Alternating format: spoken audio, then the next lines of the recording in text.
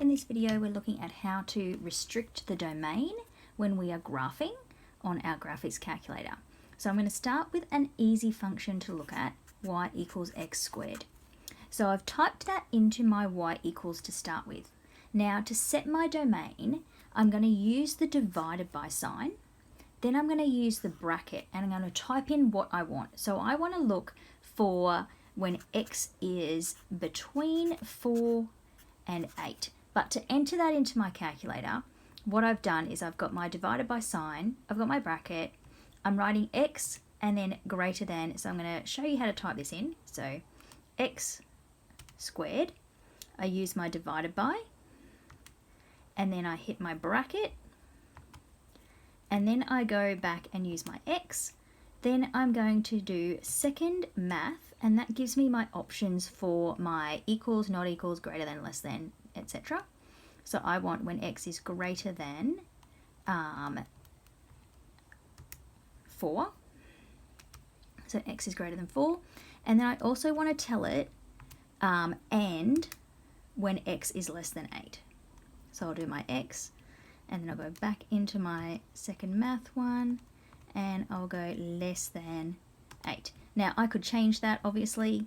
I might go back and clear that one, and I will maybe change this one to between 2 and I might leave the 8. Then I'll end it with a bracket and I'll hit graph.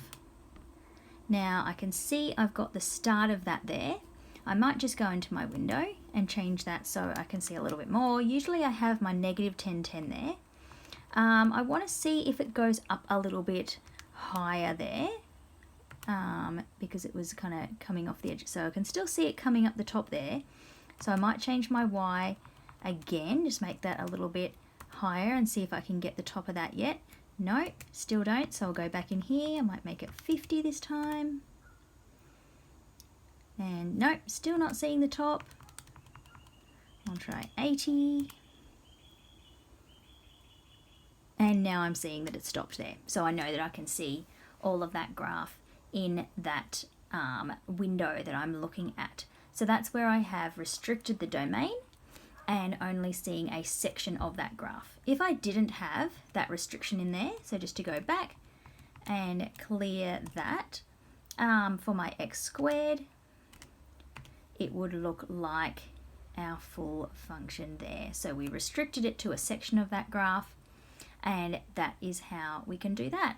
I'm also going to show you how you can do it using the piecewise function in another video. So I'm going to stop that one here, and in another video I'll look at how you can use the piecewise function.